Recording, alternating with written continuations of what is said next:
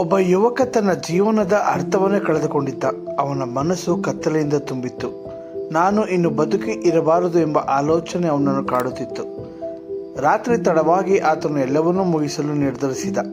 ಆದರೆ ಅದೇ ಕ್ಷಣದಲ್ಲಿ ಅವನ ಕಣ್ಣಿಗೆ ಬಿದ್ದ ಒಂದು ಸಾಲಿನ ಬೈಬಲಿನ ಈ ವಾಕ್ಯ: ನಾನು ನಿಮ್ಮ ವಿಷಯದಲ್ಲಿ ಮಾಡಿಕೊಳ್ಳುತ್ತಿರುವ ಆಲೋಚನೆಗಳನ್ನು ನಾನೇ ಬಲ್ಲೆನು. ಅವು ಅಹಿತದ ಆಲೋಚನೆಗಳಲ್ಲ, ಹಿತದ ಆಲೋಚನೆಗಳೇ. ಆ ಪದಗಳು ಅವನ ಹೃದಯದ ಆಲೋಚನೆಗಳನ್ನು ನಿಲ್ಲಿಸಿದವು. ಅವನ ಒಳಗಿನಿಂದ ಒಂದು ಧ್ವನಿ ಕೇಳಿಸಿತು: ನಿನ್ನ ಬದುಕು ಮುಗಿದಿಲ್ಲ, ಅದು ಈಗ ಶುರುವಾಗುತ್ತಿದೆ. ಕಣ್ಣೀರಿನಿಂದ ಅವನು ಪ್ರಾರ್ಥಿಸಿದ: ಕರ್ತನೇ, ನಿನ್ನಿಂದ ನನಗೆ ಹೊಸ ಆರಂಭ ಕೊಡು. ಆ ಕ್ಷಣದಿಂದ ಆತನು ಜೀವದ ಅರ್ಥವನ್ನು ಕಂಡುಕೊಂಡ. ಇಂದು ಅವನು ಹೇಳುತ್ತಾನೆ: ನನ್ನ ಬದುಕು ದೇವರ ಕೈಯಲ್ಲಿದೆ, ಆತನೇ ನನ್ನ ಉಸಿರಿನ ಕಾರಣ. ಸ್ನೇಹಿತರೆ, ನೀವು ಎಷ್ಟು ಕತ್ತಲೆಯಲ್ಲಿದ್ದರೂ ಯೇಸು ಕ್ರಿಸ್ತನಲ್ಲಿ ಹೊಸ ಬೆಳಕು ಇದೆ.